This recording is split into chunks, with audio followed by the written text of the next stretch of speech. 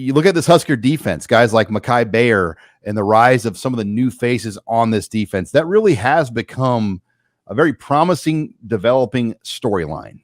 Yeah. I mean, Bayer, you just start with Bayer. Really interesting because he's come from nowhere. I mean, played 3 snaps on defense against Minnesota, and then played 40 plus against Colorado and was a factor. I mean, he was a major factor in the game. He looks like he belongs. He's added depth to the front 7. When I say the front 7's better than I thought it was, he's one of the reasons. He's just one of the reasons. He didn't play. This is a player I hope people understand. Mekhi Bayer came to Nebraska hurt. He came with he had a wicked knee injury in high school in New Jersey.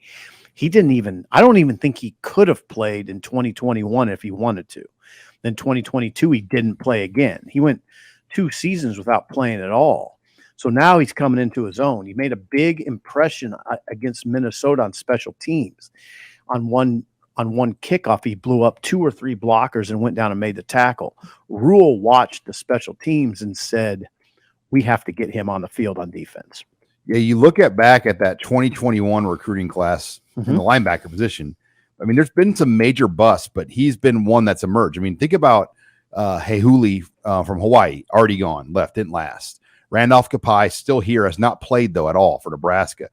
Bayer has been the guy that's emerged, but then Seth Malcolm, already done, linebacker on that 2021. And then Chris Kolarevic was the guy they brought in as a transfer. But they brought in 4 linebackers that year, and Bayer is the only one that's kind of come out of that pack, and 2 of them have already left the program.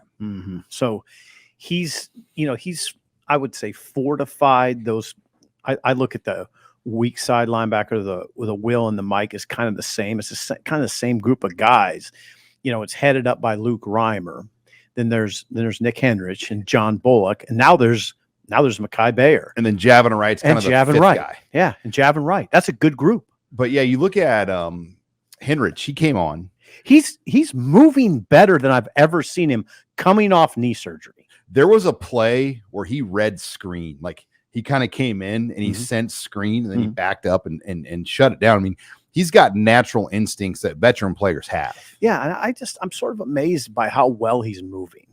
He came free on one of those plays when he got to the quarterback, which you could have got to the quarterback in that circumstance. But he is playing. He's moving well. Reimer's playing well. Reimer and Bullock are the best blitzers on the team. Those Bullock blitzes with I like how he's got some authority to him, the way he comes in there. Yeah, and Reimer always has. Reimer's just a kind of a bullet. So yeah, the front 7 has been something that's surprised me a little bit. I knew they were going to be good in the back end, and I wondered about the front 7's depth of big bodies. That hasn't been an issue. They're so active. You have a guy like I was a little skeptical. Could Cam Lemhart really be this big of a factor as a freshman, as a true freshman? Well, yeah, he doesn't. First of all, he doesn't seem like a freshman, and he is going to keep being a factor. So, and I still think Princewell, man, I know Princewell hasn't made plays. It's not like he's jumping off the chart that way, but man, he's an aggressive defender. Well, Lenhart, I don't look as, coming from IMG Academy, he played really high level ball.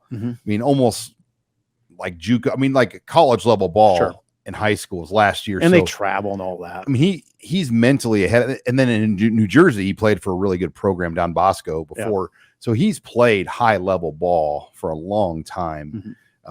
For whatever reason, he just, I don't want to say slipped to Nebraska, but Penn State and Michigan State were the other teams on him, and Nebraska was able to win that out. It's a great win.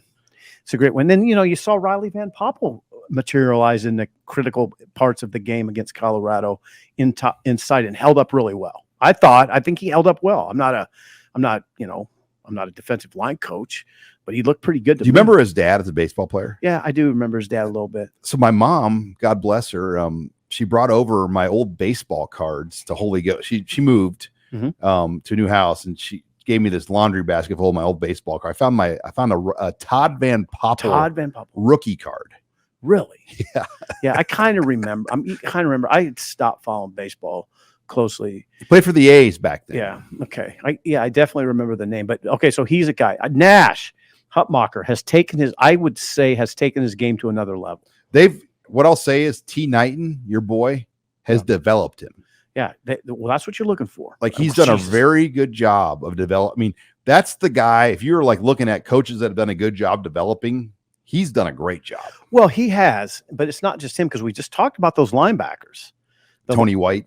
Yeah. Well, no, and Dvorak has obviously done a good job because Bullock had to be developed. John Bullock had to be developed. Bayer had to be developed. Javin Wright had to be developed.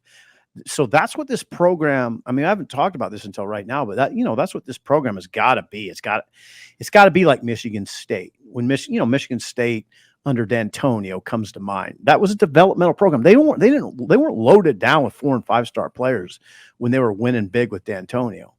They developed players very well. The key is it has to happen right now, because if you wait too long, like when you're like Frost or Riley or Pelini and you're fighting for your job every week, developing guys for the future is the last of your priorities. Yeah. Saving your paycheck is your first priority. Yeah. And I think the pressure of like last year, developing Bayer was not a priority.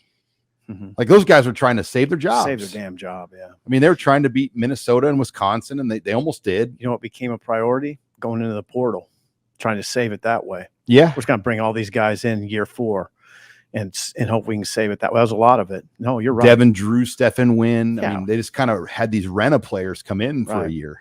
Tried to patch it up. That is not the answer. No, this is a good conversation. That's not what Rhule is trying to do. Is the exact opposite. I'm going to build with younger players. There's going to be a solid foundation, and then we'll plug in portal players. You need some. You can't be Dabo Sweeney on the portal. No, I'm not suggesting that, but I think if you build a solid foundation, then you're just plugging where you need. Which the big program, I mean, the programs that are really rolling, they do that. Alabama goes and has to find guys in the portal for certain positions. So that's what you hope happens.